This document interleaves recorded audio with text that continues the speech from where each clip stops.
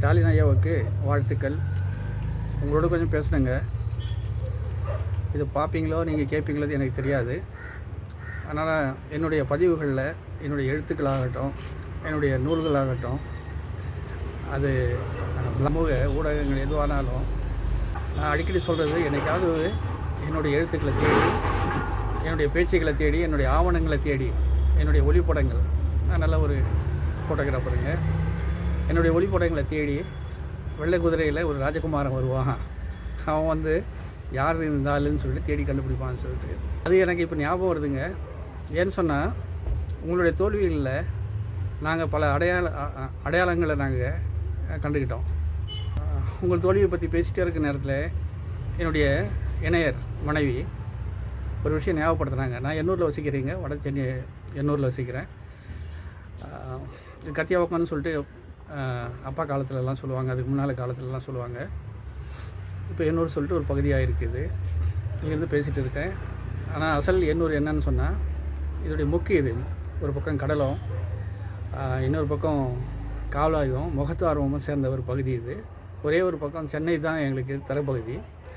அந்த தருவாயில் எண்ணூர்ன்றது இந்த ஆற்றுக்கு அந்த பக்கம் இருந்த ஒரு பகுதி தான். அந்த ஆற்றங்கரைக்கு அந்த பக்கம் அந்த எண்ணூரில், அசலான எண்ணூரில் நான் சின்ன வயதில் இருந்த நான் பார்த்த எண்ணூரில் நாங்கள்லாம் போனோன்னா போட்டில் போவோம், இல்லைன்னு சொன்னால் மாட்டு வண்டிங்க போவோம். நீரோட்டம் கம்மியான நேரத்தில் தரப்பகுதியாக இருக்கும்போது எருமாடுகளை கட்டிட்டு அந்த பக்கம் மாட்டு வண்டி பயணமும் இருந்திருக்குது, நீரில் தான். இப்படிப்பட்ட நேரத்தில் அங்கே பெருந்தலைவர்களாக வந்திருக்காங்க. குறிப்பாக அண்ணா வந்திருக்காரு. அண்ணாவோட அமர்ந்து என்னுடைய இணையர் வந்து சாப்பிட்டுருக்குறாங்க. அப்படி ஒரு பாரம்பரியமான திமுகவுடைய குடும்பம். நான் திமுகவுடைய உறுப்பினர் இல்லைங்க, அது உண்மையை சொல்லிடுறேன். நான் ஒன்றுமே இல்லை திமுகவில். உங்களுடைய தோல்வியை நல்லா சீர்நீக்க முடியல. அதனால தான் வந்து நான் வந்து ரொம்ப பதட்டத்துக்கு ஆளாகி நான் தொடர்ந்து பதிவுகளை போட்டுட்டு வந்துகிட்டே இருக்கிறேன் சமூக ஊடகங்களில். இப்போ உங்களோட பேச நான் நினச்சதுன்னு சொன்னால், இது சின்ன ஒரு அறிமுகமாக இருக்கட்டுமே, அதனால் பேச வேண்டியதுனா எங்களுடைய அடையாளங்களை நாங்கள் தேடி தேடி எடுக்கிறோம் இப்போது. அதனால் இந்த தோல்விகளில் நான் உங்களுக்கு சொல்ல வேண்டிய முக்கியமான ஒரு விஷயம் என்னென்னு சொன்னால், தயவுசெய்து நீங்கள் ஒரு இடத்துல முடங்கி இருந்துடாதீங்க. இதெல்லாம் சாதாரண ஒரு இதுதான், நிகழ்வு தான். ஏன்னு சொன்னால், காலம் சிலர் வந்து அடையாளப்படுத்த நினைக்குது. துரோகிங்க யார், வஞ்சகர்கள் யார், கூட இருந்த குழி பறிப்பவர்கள் யார், இவங்கெல்லாம் நம்பலாமல் நம்பக்கூடாதா, ஒரு திட்டமிட்ட ஒரு கணக்கு உங்களுக்கு அந்த கணக்கு காட்டுறதுக்கு இது உங்களுக்கு ஒரு காலம், ஒரு அவகாசமாக கொடுத்துருக்கு. அது ஒரு வருடமோ, ஒரு ஆண்டோ, ஈராண்டோ, இல்லை முழுமையான 5 ஆண்டுகளோ எதுவாக இருந்தாலும். அதனால் நாம் தனி தான், ஒன்றும் கவலைப்பட வேண்டியதில்லை. மக்கள் உங்களோட தான் இருப்பாங்க. என்ன மாதிரி எதுலேயும் சாராதவங்க, இன்னும் எழுத்தாளர்கள், பத்திரிகையாளர்கள், அறிவியல்கள், முதியவர்கள் எல்லாமே வந்து, ஏன் சில நேரத்தில் சிறார்கள், இளைஞர்கள், பெண்கள், இளம் பெண்கள் எல்லாமே, மூதாட்டிகள் எல்லாமே உங்கள் பக்கத்தில் நிற்கிறாங்க. இப்போ மேஜிக்கு நடந்து போச்சுன்னு சொல்லிட்டு எல்லாத்துக்கும் அதிர்ச்சியாக இருக்குது, தூக்கம் இல்லாமல் எல்லாமே தவிக்கிறாங்க.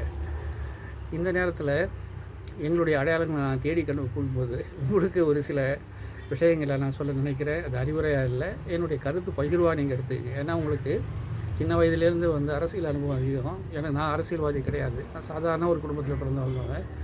அதனால் என்னை விட வந்து பல மடங்கு அரசியல் உங்களுக்கு தெரியும். நீங்கள் இப்போ செய்ய வேண்டிய முக்கியமான விஷயம், காலம் நமக்கு உணர்த்திய நபர்களை ஒரு பக்கம் ஒதுக்கி வச்சுருங்க. அதை பற்றி கவலைப்பட வேண்டியதில்லை, யாராக இருந்தாலும். நான் அவங்கள வந்து பேர் வச்சு சொல்ல விரும்பலை.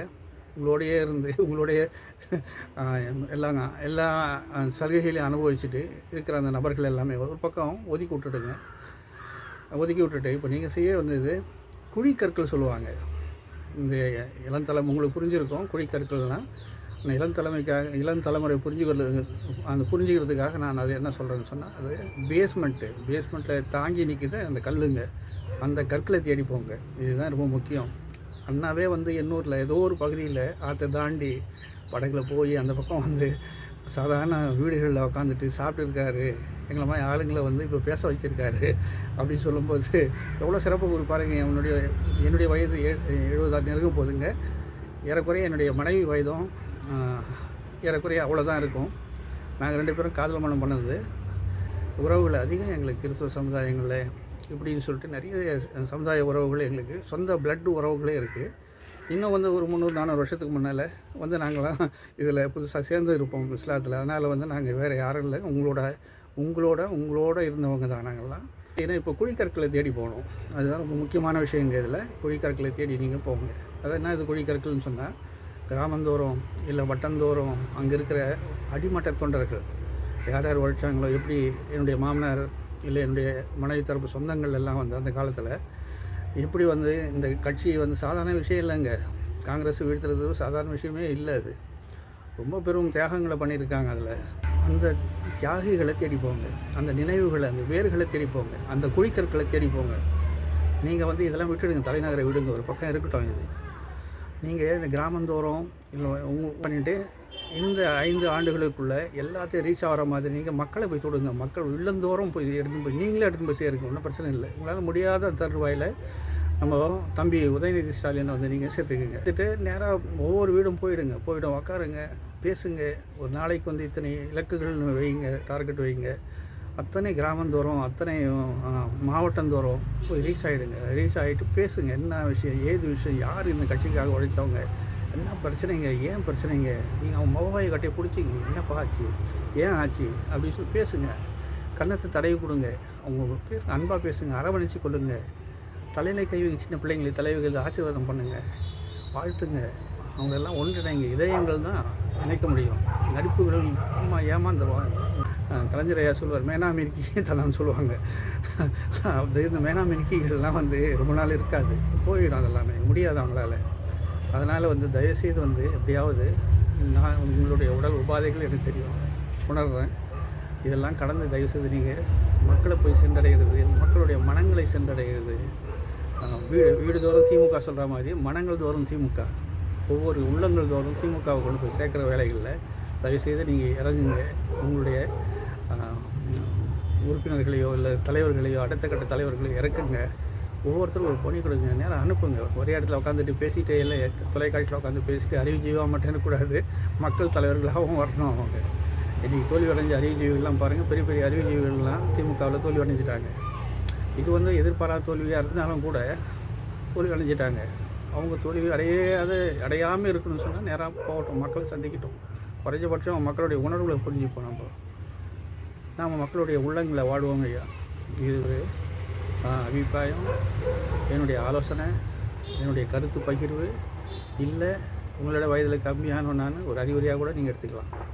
அந்த மக்களோட பழகிற நான், ஏதோ எழுத்துத்துறையில் நான் இருந்த நான், ஒளிப்படத்துறையில் இருந்த நான், ஆவணப்பட தயாரிப்புகளில் நான் இருந்த நான் சந்தித்த மக்கள் மத்தியில் அந்த உணர்வுகளை உணர்ந்த நான், இந்த உணர்வுகளை உங்களுக்கு நான் இங்கே எடுத்து வைக்கிறேன். இதுதான் நோக்கம். இது இல்லந்தோறும் திமுக வேணாங்க, உள்ளந்தோறும் வந்து திமுகவை கொண்டு போய் சேருங்க.